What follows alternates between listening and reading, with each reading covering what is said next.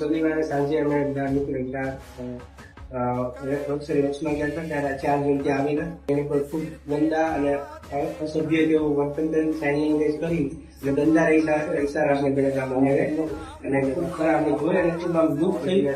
મેં એને પૂછ્યા જે સમજાય ને હારે અને જે કલમો છે કલમોના આધારે હું એને અહીંયા એપ્લિકેશન આપું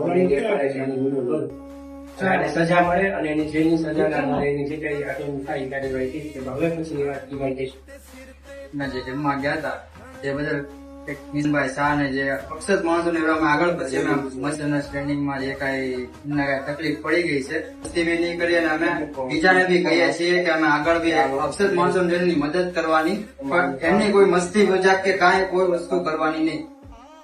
એ બદલ અમે માફી માંગીએ છીએ. અમે 4 જણા દિલગીરી વ્યક્ત કરીએ છીએ. માંગીએ છીએ કે આવા માણસોની છે ને મસ્તી ના કરાય અને અમને જે પણ ઓલી શું છે કારણ કે મસ્તી ના કરે.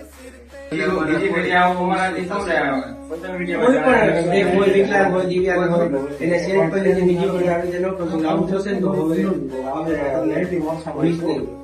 ખૂબ અભિમાન રાખવાની કે ઈગો રાખવાની વાત નહીં કરવાની.